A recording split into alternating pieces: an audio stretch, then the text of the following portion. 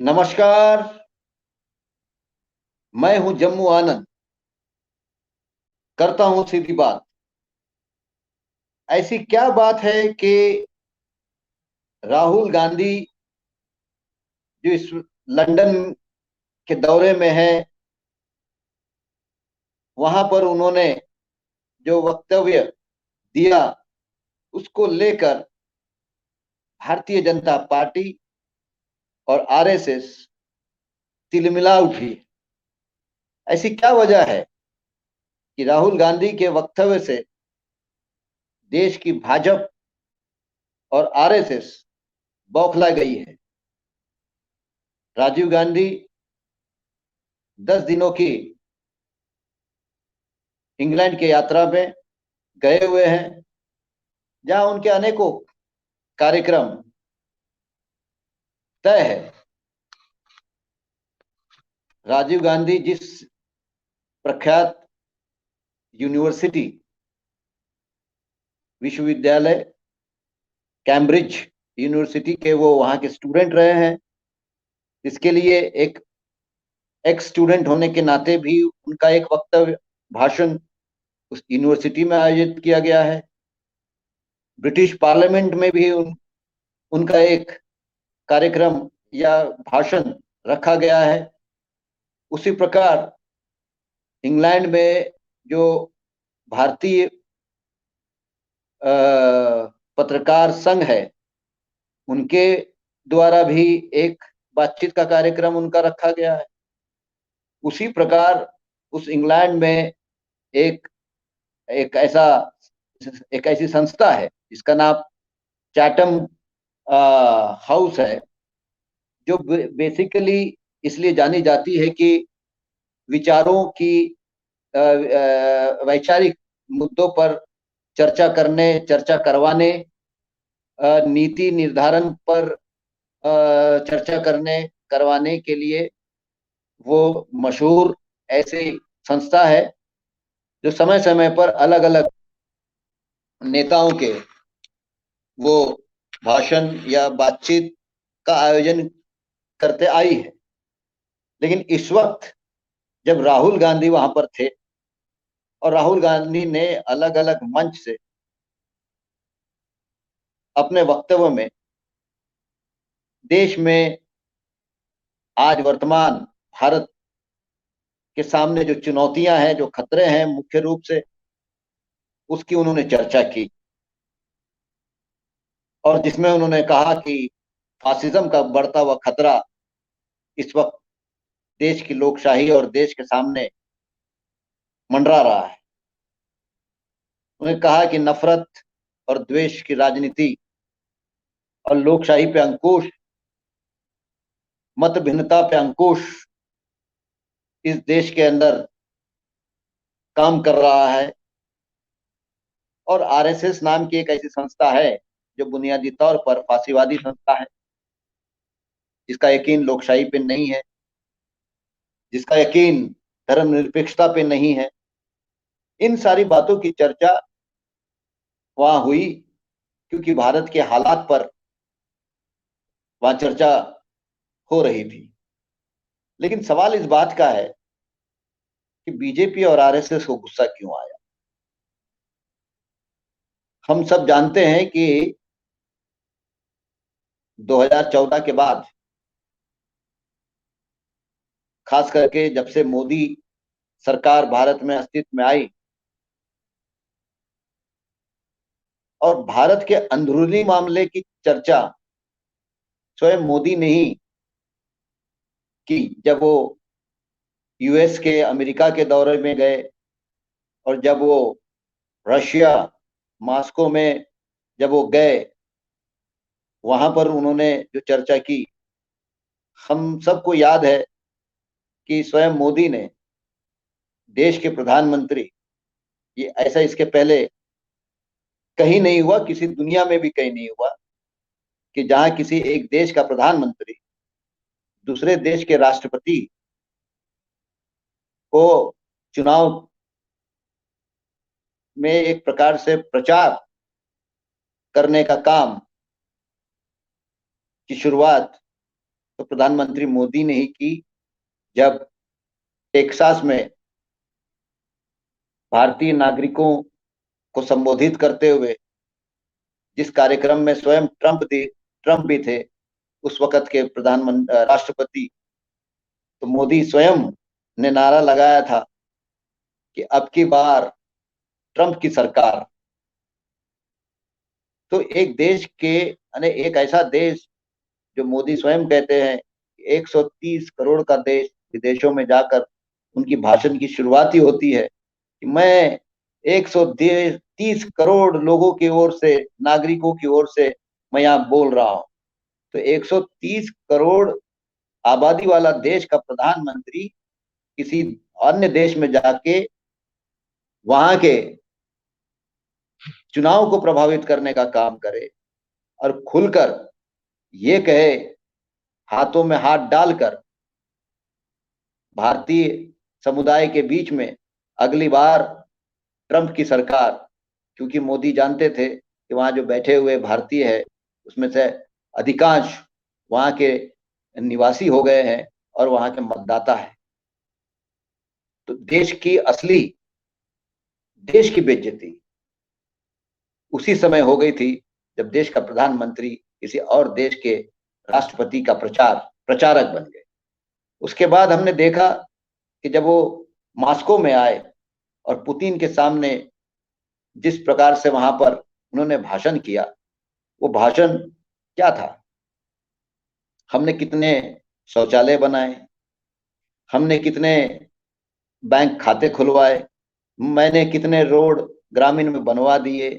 मतलब जो बातें देश के प्रधानमंत्री होने के नाते देश के संसद में जब विपक्ष के द्वारा सवाल उठाए जाते हैं, उन सवालों के जवाब में उनको कहना होता है। लेकिन हमने देखा कि मोदी ने कभी भी विपक्ष के द्वारा उठाए हुए सवालों का जवाब उन्होंने दिया नहीं। लेकिन विदेश में जाके एक देश का प्रधानमंत्री ये सब बातें करते हैं, जबकि देश के प्रधानमंत्री जब भी विदेश जाते हैं तो दो विषयों पर वो बात करते हैं।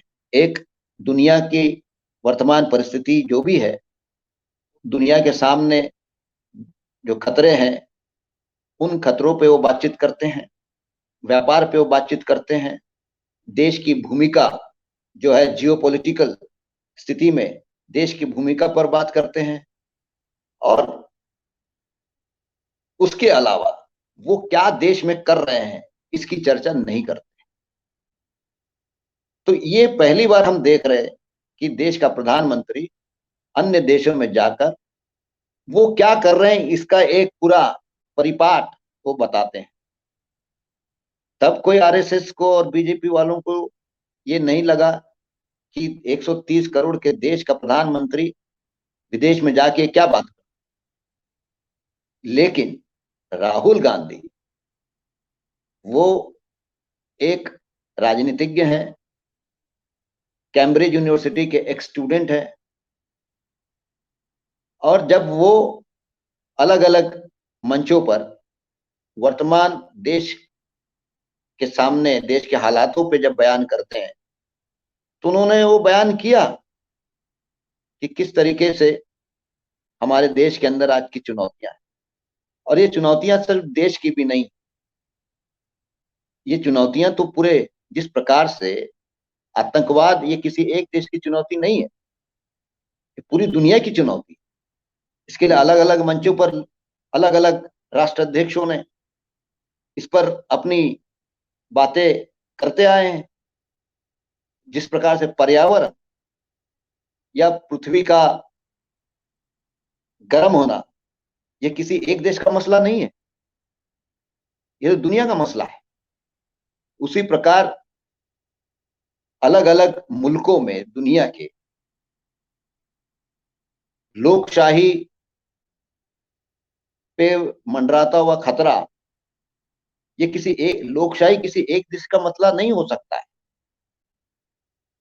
ये पूरे दुनिया का, क्योंकि पूरी दुनिया जो है औपनिवेशवाद के जंजाल से मुक्त हुआ है, स्वतंत्रता आंदोलन अलग अलग मुल्कों ने लड़ा है, आजादी का संघर्ष किया है, इसीलिए किया है कि उस देश में लोकशाही आए, और लोकशाही एक माध्यम है जहां आम आदमी अपनी बात कर सकता है।